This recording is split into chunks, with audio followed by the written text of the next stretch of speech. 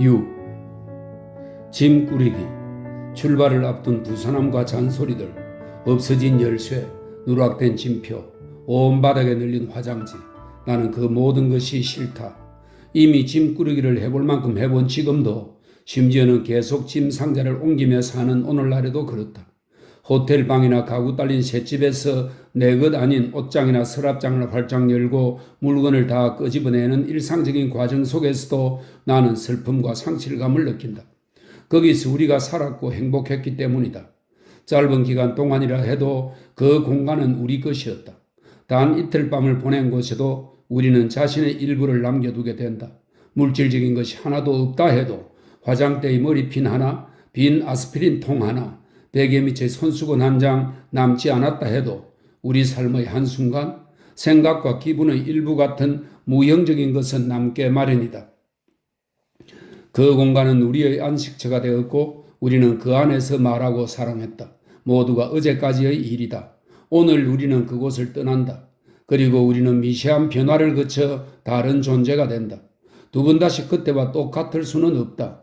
길 가다 점심을 먹기 위해 우연히 들른 식당에서 손을 씻기 위해 들어간 어둡고 낯선 방, 그 방의 낯선 손잡이, 여기저기 찢겨진 벽지, 세면대 위에 붙은 금간 거울 같은 모든 것이 그 순간에는 내게 속해 있다. 나와 그 화장실은 서로를 안다. 그것이 현재이다. 거기에는 과거도 미래도 없다. 나는 세면대에서 손을 씻고 금강 거울은 내 모습을 비춘다. 그 순간에 나는 그렇게 남는다. 나는 화장실 문을 열고 나와 그가 테이블에 앉아 나를 기다리고 있는 식당으로 들어간다. 그 순간 나는 내가 또다시 나이 먹고 변한다는 것을, 알 수 없는 운명 속으로 또 한 걸음 내딛는 것을 느낀다. 우리는 서로에게 미소를 짓고 점심 메뉴를 고른다.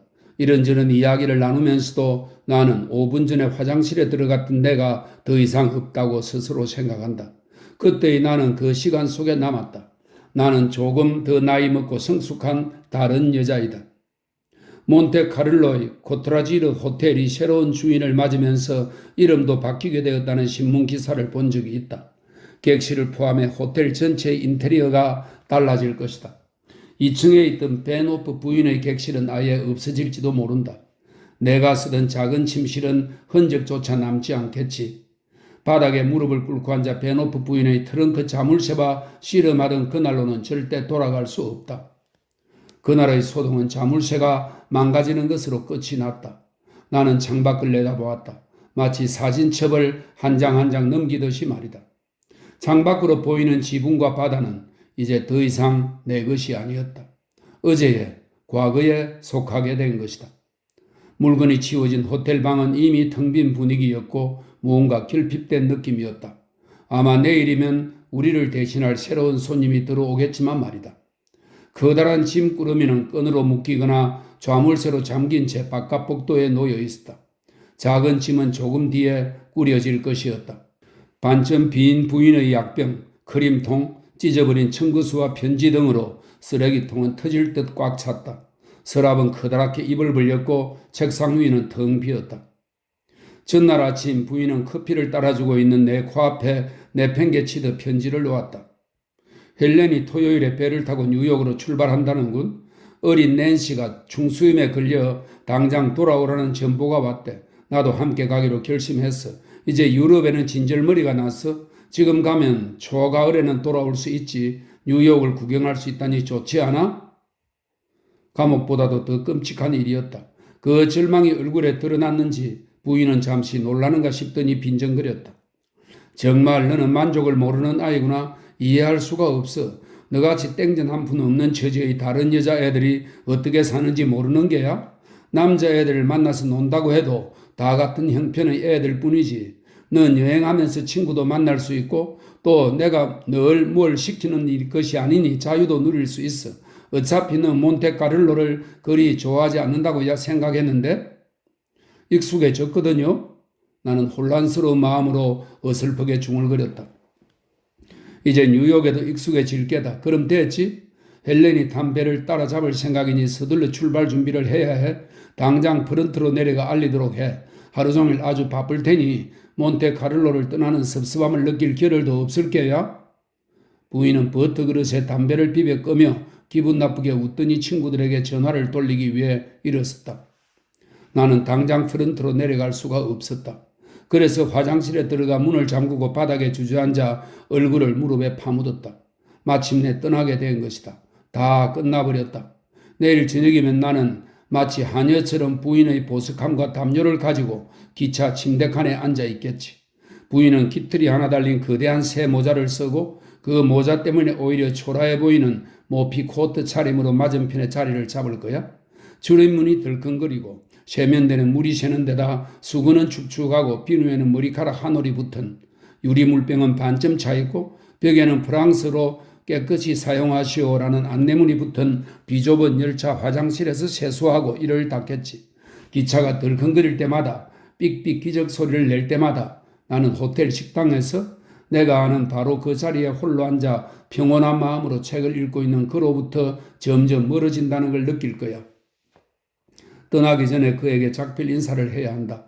미소와 침묵, 눈인사 사이로 꼭 편지하라는 등, 그동안의 친절에 어떻게 감사해야 할지 모르겠다는 등, 사진을 보내겠다는 등, 주소가 어떻게 되느냐는 등, 꼭 다시 연락드리겠다는 등 형식적인 인사말을 나누겠지. 그는 아무렇지도 않다는 듯 지나가는 급사에게 부탁해 담뱃불을 붙일 테고 나는 이제 4, 5분 후면 끝이야. 두 번 다시 그를 보지 못하겠지? 라고 생각할 것이다. 이제 내가 떠나게 되었으므로 그리하여 모든 것이 끝났으므로 마지막으로 한 번 더 본 후에 우리는 더 이상 할 말이 없어진 남남이 되는 것이다. 내 마음은 당신을 사랑해요. 전 끔찍하게 불행해요. 이런 경험은 한 번도 없었고 앞으로도 없을 거예요. 라고 울부짖으며 덜 끓겠지만 말이다. 내 얼굴에는 숙녀다운 예의 바른 미소가 머물고 내 입술은 저기 계신 우스운 할아버지 좀 보세요. 누구인지 궁금하네요. 새로 오신 모양인데요. 따위의 말을 조잘되겠지.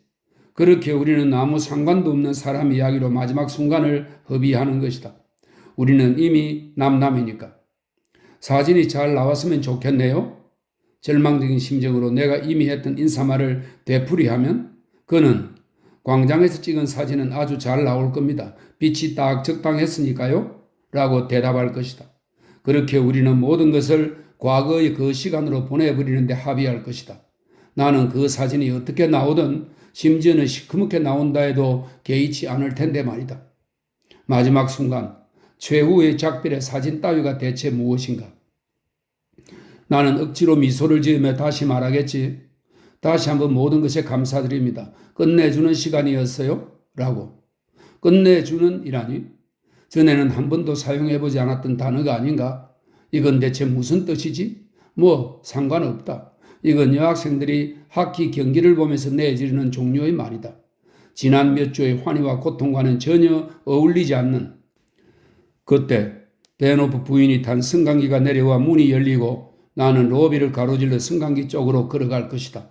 그는 자기 자리로 돌아가 신문을 펼치겠지? 화장실 바닥에 우스꽝스러운 모습으로 주저앉아 나는 그 모든 상황을 그리고 여행 과정과 뉴욕에 도착하는 순간을 그려보았다. 어머니를 똑 닮은 헬렌의 세련 목소리, 고집센 아이 낸시의 모습까지도. 베노프 부인은 내 신분에 어울릴 만한 대학생이나 젊은 은행원을 소개하겠지. 들창구에 얼굴이 번들거리는 청년들은 수요일 밤에 데이트할까요? 최근에 나온 음악을 좋아하시나요? 같은 질문을 던질 것이다. 나는 예의를 지키려 애쓰면서 마음속으로는 지금 이렇게 화장실 안에 있는 것처럼 혼자만의 생각에 잠기겠지. 부인이 화장실 문을 두드렸다. 거기서 뭐 하는 게냐? 아, 죄송해요. 지금 나가요. 나는 수돗물을 틀고 수건을 털썩거리면서 부산한 척을 한다. 문을 열고 나가니 부인이 궁금하다는 얼굴로 나를 빤히 쳐다본다. 대체 그 안에 얼마나 오래 들어가 있었는지 아니? 오늘 아침에는 멍하니 생각에 잠길 시간이 없어. 너도 알다시피 할 일이 좀 많아야지. 그는 분명 몇 주 안에 맨들리로 돌아갈 것이다. 그 실에는 그를 기다리는 편지 더미가 잔뜩 쌓여 있을 테고 그 중에는 배에서 휘갈겨서 내 편지도 분명 섞이게 되리라. 함께 탄 승객들에 대해서는 즐거운 분위기를 억지로 짜내 쓴 편지, 그는 편지를 읽고 서랍에 넣어두었다가 몇 주 뒤 어느 일요일 아침에 청구서를 찾다가 우연히 다시 보고 답장을 쓰겠지. 그러고는 끝이다. 끔찍하게 형식적인 크리스마스 카드가 오기까지는 말이다. 얼어붙은 겨울 풍경을 배경으로 맨들리 저택의 모습을 담은 카드겠지? 행복한 크리스마스와 복된 새해를 기원합니다. 맥시밀리언 더 윈트 드림이라는 인사말이 인쇄되어 있을 것이다.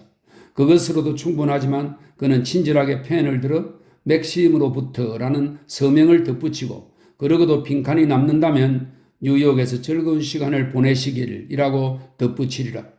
그리고 봉투를 봉하고 우표를 붙여 먼저 완성한 카드 수백 통 사이에 던져 넣으면 그만이다. 내일 떠나신다니 섭섭합니다. 프런트의 직원이 한 손에 수화기를 든 채 말했다. 발레 공연이 다음 주에 시작되는데 말입니다. 베노프 부인이 공연 소식을 알고 계시나요? 나는 맨들리의 크리스마스 생각에서 억지로 벗어나 침대차의 현실로 돌아온다. 베노프 부인은 독감으로 누운 뒤 처음으로 식당에서 점심 식사를 했다. 나는 부인 뒤를 따라 식당으로 들어서며 가슴을 찌르는 듯한 고통을 느꼈다. 그는 그날 프랑스 칸에 가 있었다. 전날 내게 미리 알려주었던 것이다. 나는 언제 웨이트가 다가와 마드모아젤께서는 늘 그렇듯 오늘 저녁도 무시와 함께 하시겠지요? 라고 말해버릴지 모른다는 생각에 조마조마했다.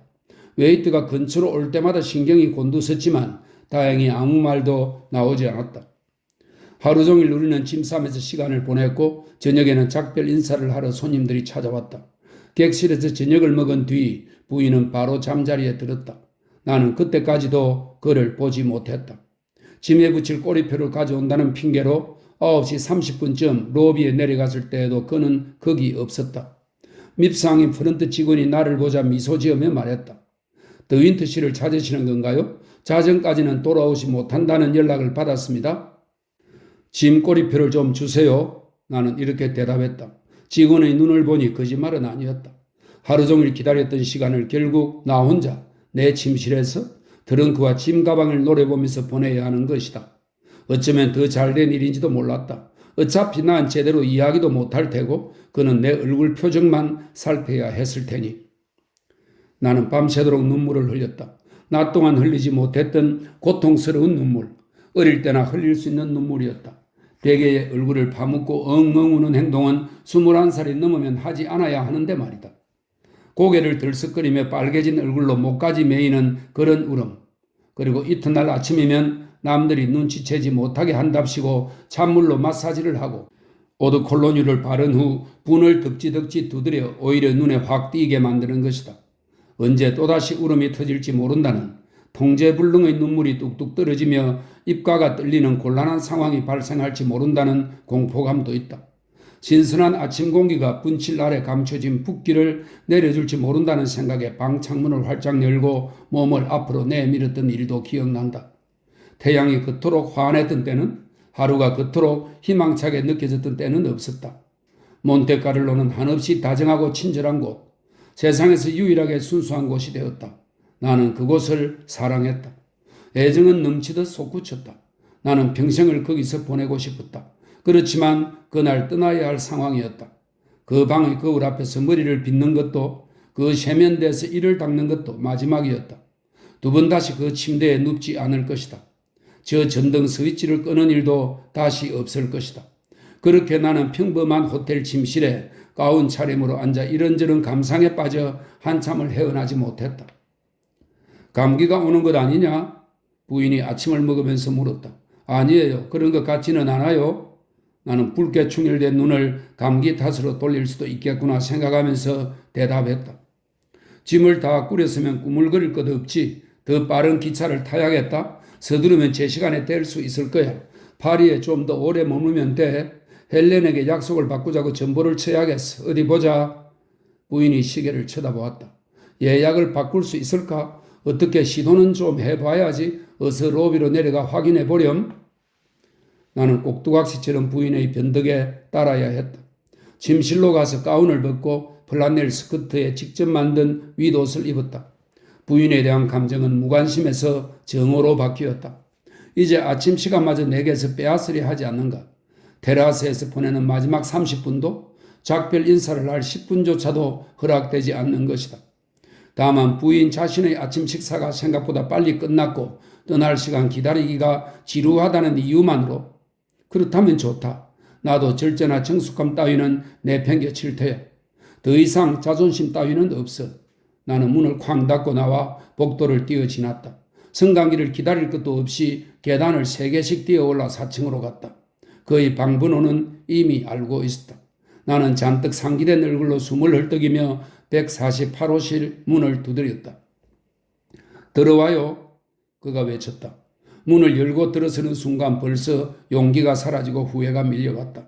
그는 간밤에 늦게 잠자리에 들었을 테고 그럼 아직 침대에 누워 있어야 마땅할 것이었다. 피곤한 탓에 신경도 날카로울 게 분명했다. 그는 창문을 열고 그 앞에서 면도를 하고 있었다. 잠옷 위에 낙타틀 재킷을 걸친 차림이었다. 그에 비하면 치마와 위도제 구두까지 신은 내 옷차림이 너무 과하게 느껴졌다. 스스로가 바보 같았다. 무슨 일이죠? 중요한 일이라도 생겼나요? 작별 인사를 하러 왔어요.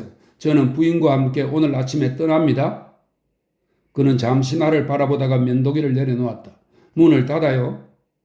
나는 등 뒤로 문을 닫고 두 팔을 내려뜨린 채 어찌할 바를 모르고 서 있었다. 그게 대체 무슨 소리요? 말 그대로예요. 오늘 떠나기로 했어요. 오후 기차를 타기로 했지만 방금 부인이 마음을 바꿔 더 빠른 차를 타겠다는군요. 당신을 만나지 못할까 봐 불안했어요. 떠나기 전에 꼭 만나서 감사 인사를 전하고 싶었어요. 내가 상상했던 대로 바보스러운 인사말이 터져나왔다. 어색하기 짝이 없었다. 이제 덕분에 끝내주는 경험을 했다는 말이 나올 참이었다. 왜 미리 말하지 않았소? 그가 물었다. 어제 결정된 일인걸요. 급작스럽게요. 부인의 딸이 토요일에 뉴욕으로 떠나는데 우리도 동행한다는군요. 파리에서 딸을 만나 세르브르를 격려한대요. 당신도 뉴욕으로 데려간다고 했나요? 네. 하지만 전 가고 싶지 않아요. 정말 싫어요. 끔찍한 여행이 될 거예요. 그렇게 싫은데 왜 부인과 함께 가는 거죠? 그럴 수밖에 없어요. 아시잖아요. 전 월급을 받아야 하니까요. 부인을 떠나 독립할 형편이 못 돼요. 그는 다시 면도기를 집어들고는 얼굴에 비누를 칠했다. 잠깐 앉아요. 조금만 기다리면 됩니다. 욕실에서 옷 입는 시간까지 다 해서 5분이면 돼요. 그는 의자에 걸쳐두었던 옷을 집어들고 욕실 바닥으로 던졌다. 그리고는 문을 쾅 닫고 욕실로 들어갔다.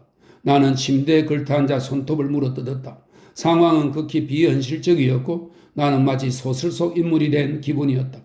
그가 무슨 생각을 하는지 어떤 행동을 할지 궁금했다. 방을 둘러보니 여느 남자들 방처럼 정리가 안 돼 있고 삭막했다. 구두와 넥타이는 필요 이상으로 많았다. 화장대 위에는 커다란 샴푸통과 상아로 만든 솔빗만 놓여 있을 뿐 사진 한 장 없었다. 최소한 침대 머리맡이나 벽난로 선반 같은 곳에는 가죽 액자에 담긴 커다란 사진이 있으리라 생각했지만 아무리 찾아도 책과 담배값밖에 보이지 않았다. 그는 약속대로 5분 만에 준비를 끝냈다. 테라스로 내려갑시다. 아침을 먹어야 하니? 그가 말했다. 나는 시계를 보았다. 시간이 없어요. 바로 로비로 가서 예약을 바꾸어야 하거든요. 그건 신경 쓸 것 없어요. 나랑 먼저 이야기를 합시다. 우리는 복도를 지나 승강기를 탔다. 그는 아침 기차가 1시간 반 후에 출발한다는 점을 모르는 모양이었다. 베노프 부인은 곧 로비로 전화를 걸어 내가 가지 않았느냐고 확인할 것이다. 우리는 말없이 1층으로 내려와 테라스로 갔다. 아침 식탁이 마련되어 있었다. 뭘 들겠소? 전 이미 먹었어요. 그리고 4분 후에는 정말로 일어서야 해요. 커피, 삶은 달걀, 토스트, 마멀레이드, 그리고 모로코 오렌지를 주시오. 그가 웨이터에게 주문했다. 이어 주머니에서 손톱 줄을 꺼내 손톱 끝을 갈기 시작했다. 베노프 부인은 몬테카를로에서 충분히 시간을 보냈다는 얘기군. 이제는 집에 돌아가고 싶은 거고. 하긴 나도 그랬어. 부인은 뉴욕으로, 나는 맨들리로 가야지. 당신은 어느 쪽으로 갈 테요? 스스로 선택할 수 있어. 그런 식의 농담은 마세요. 이제 전 기차표를 알아보러 가야겠어요. 그럼 안녕히 계세요. 내가 아침 식탁에서 농담을 던지는 분이라고 생각한다면 그건 틀렸어. 난 아침 시간에는 좀 까다로운 편이거든. 다시 말하겠어. 선택은 당신이 하시오. 베노프 부인과 미국으로 가든지 나와 함께 맨들리로 가든지 둘 중 하나요. 비스나 뭐 그런 게 필요하다는 말씀인가요? 아니, 나와 결혼해달라고 청하는 거요. 멍청한 아가씨. 웨이터가 아침을 날라왔다. 나는 커피 주전자와 우유병이 놓이는 것을 보면서 가만히 무릎 위에 손을 얹고 앉아 말했다. 잘 모르시는 것 같은데 전 청혼을 받을 만한 사람이 못 돼요. 웨이터가 자리를 떠난 후 내가 말했다. 그건 또 무슨 소리요? 그가 숟가락을 내려놓으며 나를 바라보았다. 파리 한 마리가 마멀레이드 위에 앉자 그는 그 손으로 부채질을 해 쫓아버렸다. 어떻게 설명해야 할지 잘 모르겠군요. 우선 저는 당신과 같은 세상에 속해 있지 않아요. 내가 천천히 말했다. 내가 있는 세상이 무엇이죠? 글쎄요, 맨들리죠. 제 말뜻을 아시잖아요. 그는 다시 숟가락을 들어 마멀레이드로 가져갔다. 당신은 베노프 부인과 똑같이 무식하고 교양이 없군. 맨들리에 대해 당신이 대체 뭘 알죠? 난 당신이 거기 속할 수 있을지 없을지를 판단할 줄 아는 사람이요. 내가 순간적인 충동으로 청혼한다고 생각하나요? 뉴욕으로 가기 싫다는 당신 말 때문에 당신과 함께 드라이브 했던 것과 같은 이유로 또 첫날 저녁 식사를 함께 했던 것과 같은 이유로 그러니까 친절을 베풀기 위해 청혼한다고 생각하는 거요? 그래요. 내가 대답했다. 언젠가는 내가 그리 자비로운 사람이 아니라는 걸 알게 될 거요. 지금은 알기 어렵겠지만 자, 아직 대답을 해주지 않았군요. 나와 결혼해 주겠소? 이건 정말이지 상상조차 해본 적 없는 일이었다. 그와 함께 차를 타고 말없이 먼 길을 달릴 때 혼자 가슴 설레는 꿈을 꾸기는 했다. 그가 심하게 알아눕게 되어 내게 간호를 부탁하는 꿈. 그 이마에 오드콜로니를 발라줄 때가 되면 차가 호텔에 도착하는 바람에 그 상상은 그만 끝나버리곤 했다. 또 내가 맨들리 근처 여관에 묵는 상상도 했다. 그는 종종 나를 방문해 함께 벽난로 앞에 앉아 이야기를 나누는 것이다. 갑작스러운 결혼 이야기는 당황을 넘어 충격이었다. 왕이 청혼한다 해도 이보다 더 놀랐을까? 도무지 현실감이 없었다. 더욱이 그는 아무 일 없다는 듯 마멀레이드를 먹고 있지 않은가. 책에서 보면 남자가 여자 앞에 무릎을 꿇고 달빛 아래 청혼하는 법이라는데 말이다. 아침을 먹으면서 이런 식으로는 아닐 것 같았다. 내 제안이 적절하지 않았던 모양이군. 미안하오. 난 당신이 날 사랑한다고 생각했어요.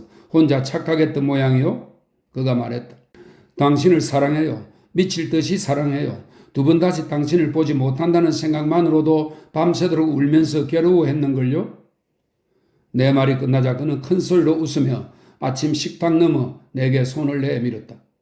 그렇게 말해주니 고맙소. 언젠가 당신이 그토록 원하는 36살 나이를 먹게 되면 지금 이 순간을 상기시켜 줘야겠군. 아마 그때는 내 말을 믿지 않겠지만 당신이 어른이 되어야만 한다는 게 서글프군. 나는 그의 웃음에 화가 나고 부끄러워졌다. 여자는 그런 식으로 자기 마음을 고백하지 않는 법이다. 나는 아직도 배워야 할 게 많았다. 자, 그럼 이야기는 끝난 셈이지? 그는 마멀레이드 바른 토스트를 먹으면서 말했다. 당신은 이제 베노프 부인이 아니라 내 동반자가 되는 거요. 맡은 일은 거의 똑같다고 보면 되고 서재의 새 책, 응접실의 꽃들, 저녁 식사 후의 카드 놀이는 나 역시 좋아하니까.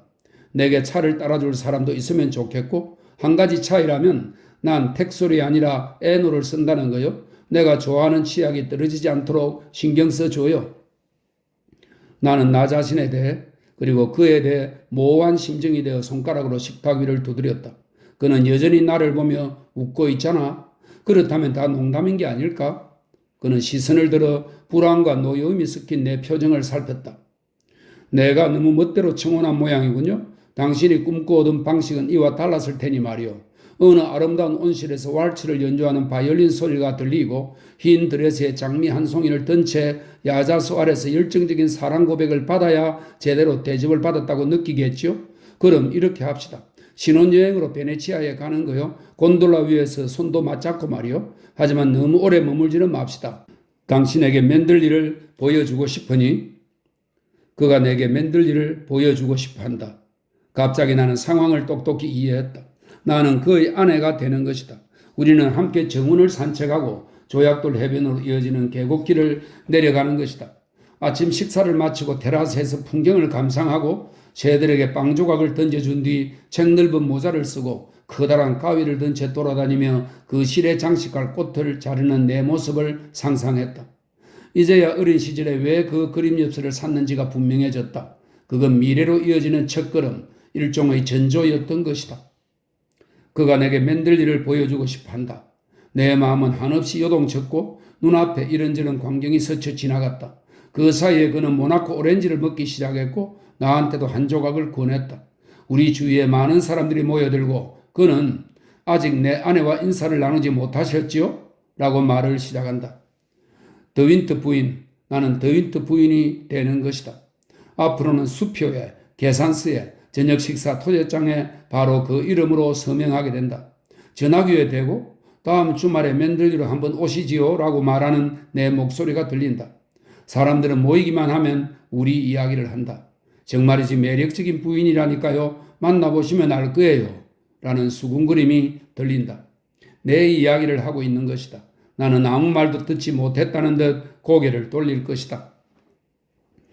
아픈 노인을 위해 포도와 복숭아가 담긴 과일 바구니를 안고 오두막집으로 찾아가는 내 모습도 보인다. 노인은 두 팔을 내밀고 하늘이 축복하실 겁니다 라고 말하며 감격하고 나는 뭐든 필요한 게 있으면 알려주세요 라고 대답하겠지. 더윈트 부인, 나는 더윈트 부인이 되는 것이다. 매그럽게 빛나는 멋진 식탁과 긴 초들이 보인다. 맥심은 식탁 반대편에 앉아있다. 24명이 모인 파티. 나는 머리에 꽃 한 송이를 꽂았다. 모두들 잔을 높이 들고 나를 바라보며 새색시의 건강을 위해 라고 외친다. 맥심은 나중에 당신은 그 어느 때보다도 사랑스러운 모습이더군 이라고 말해주겠지. 꽃이 가득 장식된 멋진 방들, 벽난로가 타고 있는 내 침실문을 누군가 두드린다. 어느 부인이 웃는 표정으로 들어온다. 맥심의 누나이다. 그 부인은 내 동생을 저렇게 행복하게 만들어 주다니 정말 고맙군요. 모두들 기뻐하고 있어요. 라고 말한다. 더윈트 부인, 나는 더윈트 부인이 되는 것이다. 이 모나코 오렌지는 시어서 떠는 못 먹겠군요. 그가 말했다. 나는 그를 바라보았지만 여전히 머릿속에서는 낯선 부인의 말소리가 울리고 있다. 내 접시에 놓인 과일을 보니 정말로 딱딱하고 시퍼렇다. 맥심 말이 맞는다. 아주 신 오렌지이다. 그제야 입속에서 날카로운 신맛이 느껴진다. 먹으면서도 전혀 몰랐던 것이다. 자, 베노프 부인에게 누가 이야기를 할까요? 내가 아니면 당신이? 그는 냅킨을 접고 접시를 밀어놓았다. 사소한 결정을 내리는 양 어쩌면 저렇게 평온한 의조로 말할 수 있는지 신기하다. 내게는 폭탄이 떨어져 수천 조각으로 폭발하는 것 같은 일인데 말이다. 당신이 말해주세요. 부인은 몹시 화를 낼 거예요? 우리는 자리에서 일어났다. 나는 앞으로 벌어질 일에 먼저 긴장하여 몸이 떨리고 얼굴이 상기되었다. 그가 내 팔을 잡고 미소 지으며 웨이터에게 축하해 주시오. 마드무아젤과 나는 결혼하기로 했소. 라고 말하는 것은 아닐지. 그렇게 하여 다른 모든 웨이터들까지 달려와 깊숙이 머리를 숙여 인사하고 축하 인사를 건네면서 로비 쪽으로 걸어가는 우리를 전송하게 되지는 않을지 궁금했다. 하지만 그는 아무 말도 없었다. 묵묵히 자리를 떠나 성강기 쪽으로 갔고 나도 뒤를 따랐다. 푸른트 앞을 지날 때에도 누구 하나 눈길조차 주지 않았다. 서류 뭉치를 앞에 두고 일하느라 바쁜 직원은 뒤에 선 부하 직원에게 무슨 말인가 하고 있었다. 그는 내가 더윈트 부인이 된다는 걸 모르는 거야. 우리는 성강기를 타고 2층으로 가서 복도를 지났다. 그는 내 손을 잡고 흔들었다. 42이라고 하면 당신에게는 너무 늙은 나이인가요? 그가 물었다. 아니요, 전 젊은 남자를 좋아하지 않아요. 내가 서둘러 어쩌면 너무 강하게 부인했다. 당신은 젊은 남자를 제대로 만나본 적이 없지 않은가요? 드디어 부인의 객실 문 앞이었다. 나 혼자 들어가서 이야기를 끝내는 게 좋겠소. 다만 한 가지 물어볼 게 있군. 당장 결혼해도 괜찮겠어요? 혼순이 무언이 하는 멍청한 짓거리는 필요 없소. 그러니 단 며칠이면 충분해요. 필요한 증명서만 떼어 관청에 가서 신고하고 베네치아든 어디든 당신이 원하는 곳으로 당장 떠납시다. 교회에 안 가고요? 웨딩드레스는요? 들러리도 합창단도 없이요? 당신 친척이나 친구들은요? 내가 물었다. 그런 건 생각하지 마요. 난 이미 그런 결혼식을 한번 치렀으니. 우리는 여전히 문 앞에 서 있었다. 나는 문 앞 우편함에 삐죽이 튀어나와 있는 조간 신문을 보았다. 서둘러 식사하느라 신문도 읽지 못했던 것이다. 자, 어떻게 생각하오? 좋아요. 저 늘 집에서 올리는 결혼식을 상상해 왔어요. 교회니 하객들이니 뭐 그런 건 없는 편이 낫죠. 나는 그에게 미소를 지으며 즐거운 표정을 만들어 보였다. 재미있겠죠? 그는 문을 향해 돌아서 손잡이를 당겼다. 객실 현관으로 들어서자 베노프 부인의 고함 소리가 우리를 맞았다. 너냐? 대체 어디서 뭘 하고 있었던 게냐? 사무실에 3번이나 전화를 했는데 너가 오지 않았다고 하더구나? 갑자기 한꺼번에 울고 또 웃고 싶은 충동이 들었다. 명치를 찌르는 듯한 통증도 느껴졌다. 아무 일도 일어나지 않았다면 좋겠다는, 나 혼자서 어딘가를 산책하며 휘파람이나 불고 싶다는 생각이 머리를 스쳤다. 죄송합니다. 다 제 탓입니다. 그가 응접실 문을 열고 들어서며 등 뒤로 문을 닫았다. 부인의 호들갑스러운 탄성이 들려왔다. 나는 내 침실로 가서 열린 창 앞에 앉았다. 병원 대기실에 앉아 기다리는 기분이었다. 잡지를 뒤적이며 별 생각 없이 사진을 구경하고 건성으로 기사를 읽다가 밝은 표정이지만 지극히 사무적이고 인정이라고는 전혀 없어 보이는 간호사와 만나 다 잘 되었습니다. 수술은 아주 성공적이었고요. 걱정하실 것은 하나도 없습니다. 이제 저는 집으로 가서 잠을 좀 자야겠어요? 라는 말을 듣는 것이다. 객실 벽이 두꺼운 탓에 아무 소리도 새어나오지 않았다. 그가 무슨 말을 어떻게 할지 궁금했다. 처음 만나는 순간부터 사랑에 빠졌다고 말하겠지. 매일 만나면서 서로의 마음을 확인했다고. 그럼 부인은 제가 들어본 중에 가장 낭만적인 일이군요. 라고 답할 거야. 낭만적이라. 그건 내가 승강기를 타고 올라오면서 기억해내려 했던 바로 그 단어였다. 맞아. 사람들은 그렇게 말들을 할 거야. 아주 갑작스럽고도 낭만적인 일이었다고. 순식간에 마음을 정하고 결혼해버렸다고. 나는 미소를 지으며 무릎을 감싸 안았다. 앞으로의 삶이 얼마나 멋지고 행복할지 상상하면서 말이다. 사랑하는 남자와 결혼하는 것이다. 더윈트 부인이 되는 것이다. 이렇게 행복한데 명치에 날카로운 통증을 느끼다니 참으로 바보 같은 일 아닌가. 신경이 곤두서서 그런 거야. 이렇게 병원 대기실에 앉아있는 기분으로 기다려야 해서 그런 거야. 그와 손을 잡고 함께 응접실에 들어가 웃으면서 우리 결혼하기로 했어요. 우리는 서로 사랑하거든요. 라고 말하는 편이 훨씬 더 자연스러웠을 텐데. 사랑한다고? 그는 아직 사랑한다는 이야기를 하지 않았잖아? 아마 시간이 없어서였을 거야.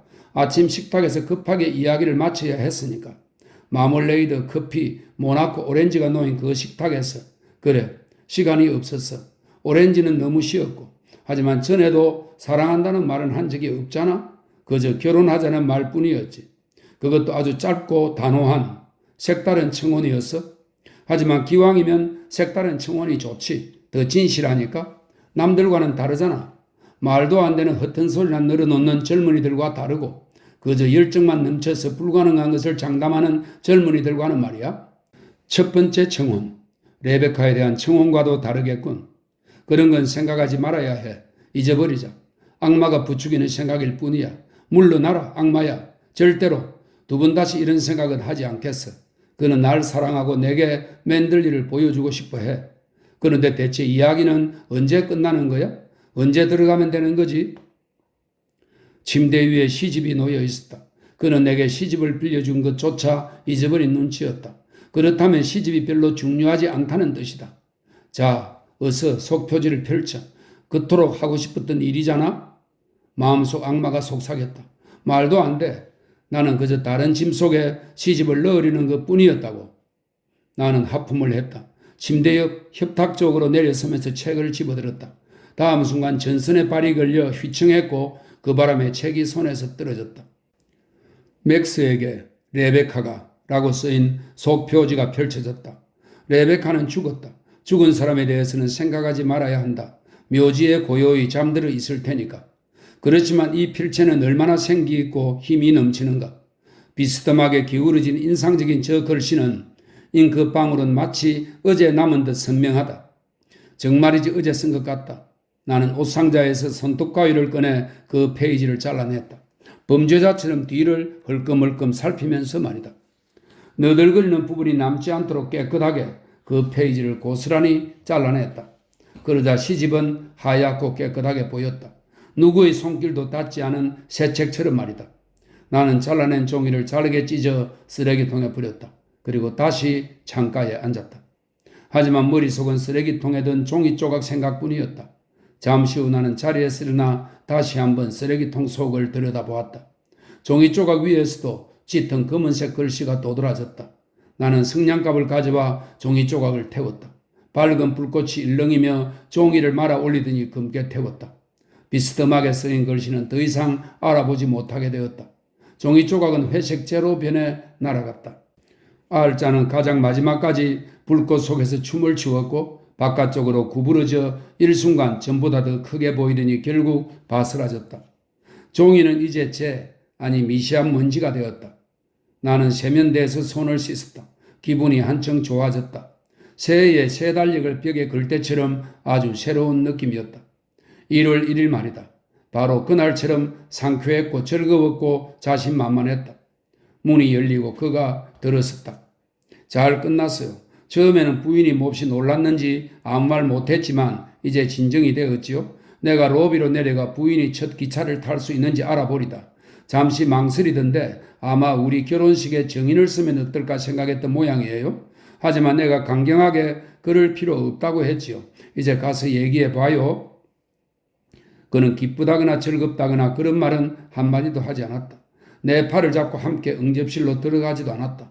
그는 미소 지으며 손을 흔들어 보이고는 혼자 복도로 나갔다. 나는 주저주저하며 마치 해고 통보를 받은 하녀처럼 부인에게 갔다.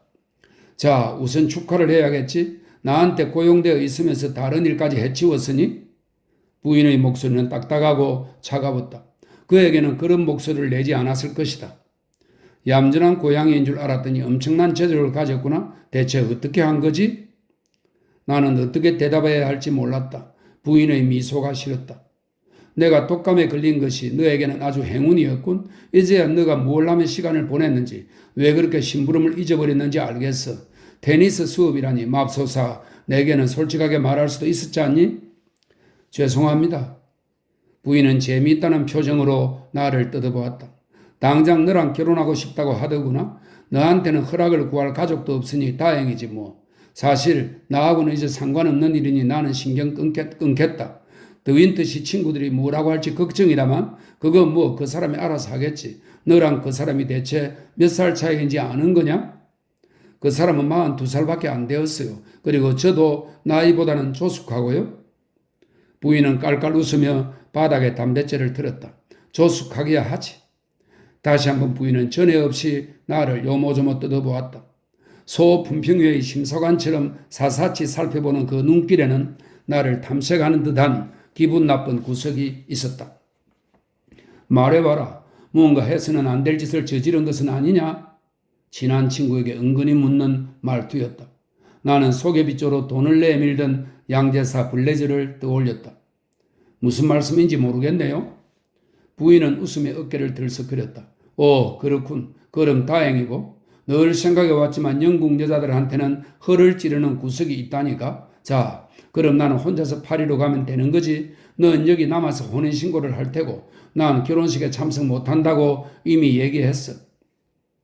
우리 아무도 초대하지 않을 거예요. 또 어차피 그때쯤이면 미국행 배를 타셔야 하잖아요. 부인은 헛기침을 하며 화장품 상자를 열더니 코에 분을 바르기 시작했다. 두 사람이 신중하게 생각한 건지 모르겠군. 너무 서둘러 결정한 것 아니야? 겨우 몇 주 만에 말이야. 더윈트 씨가 편한 사람처럼 보이지는 않으니 너가 잘 맞추어야 할 게다. 지금까지 너는 보호막 안에서 아주 편하게 지내지 않았니? 설마 내가 널 힘들게 부려먹었다고는 말 못하겠지? 하지만 이제부터는 맨들리의 안주인 역할을 맡아야 해. 너가 잘 해내리라는 생각은 솔직히 안 드는구나. 부인의 말은 1시간 전에 내가 중얼거렸던 바로 그 말이었다. 넌 경험이 없어. 그 세계를 알지도 못하지. 브릿지 모임에서 겨우 2문장도 제대로 말하지 못하는 너가 더윈트 씨의 친구들에게 무슨 말을 할 수 있을까? 전 부인이 살아있을 때 맨들리의 파티는 명성이 자자했어. 물론 더윈트 씨에게서 들었겠지? 나는 머뭇거렸다. 하지만 다행히 부인은 대답을 기다리지 않고 말을 이었다.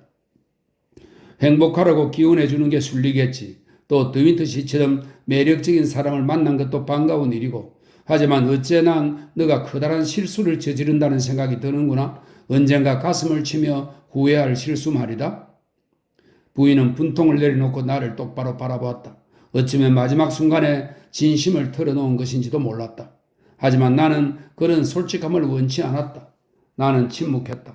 내 기분을 알아차렸는지 부인은 어깨를 으쓱하고는 거울 앞으로 가서 모자를 고쳐 썼다. 나는 부인을 떠나게 되어 기뻤다. 두 번 다시 만나지 않아도 되어 기뻤다. 몇 달 동안 부인의 돈을 받으며 고용되어 함께 지내고 그림자처럼 뒤를 따라다녔던 것은 못 견딜 정도로 지루하고 싫은 일이었다. 물론 나는 경험이 없고 멍청하며 수줍음을 많이 타는 덜 자란 사람이다. 나도 다 아는 사실이었다. 굳이 그렇게 이야기해 줄 필요는 없는 것이다. 부인 의중에는 다른 생각이 있는 것 같았다. 이 결혼에 화가 난 모양이었다. 자신의 가치관에 큰 충격을 받은 셈이니 그도 그럴 법했다. 뭐 어떻든 상관없다. 나는 부인의 가시돋친 말을 잊을 테니까. 시집 속 표지를 갈기갈기 찢어 불태워버렸을 때 내게는 새로운 용기가 생겨났다. 우리 둘에게 과거 따위는 없다. 그와 나는 새롭게 시작하는 것이다. 나는 더윈터 부인이 된다. 나는 맨들리에서 살게 된다. 곧 부인은 혼자서 침대칸에 앉아 떠나겠지. 그와 나는 호텔 식당에 앉아 미래를 계획하며 점심을 먹을 것이다. 대모험의 시작인 것이다. 부인이 가버리고 나면 그는 나를 사랑한다고, 함께 있어 행복하다고 말해줄 게 분명하다. 지금까지는 시간이 없었다. 또 그런 말은 아무 때나 쉽게 나오는 것도 아니지 않은가? 나는 눈길을 들어 거울에 비친 부인의 모습을 바라보았다. 부인은 입가에 묘한 미소를 머금고 나를 보고 있었다. 마침내 마음을 고쳐먹고 행운을 빌어줄, 모든 것이 다 잘 될 거라고 용기를 복돋아줄 모양이었다. 하지만 부인은 모자 아래 머리카락을 매만지면서 계속 미소만 지었다. 물론 왜 그가 너랑 결혼하는지는 알고 있겠지. 설마 그가 너를 사랑한다고 생각하지는 않겠지. 빈 저택의 공허함이 괴로운 나머지 그는 제정신이 아닌 상태까지 온 거야. 너가 들어오기 전에 자기 입으로 그 얘기를 하더구나. 도저히 혼자서는 거기서 살 수 없다고 말이야.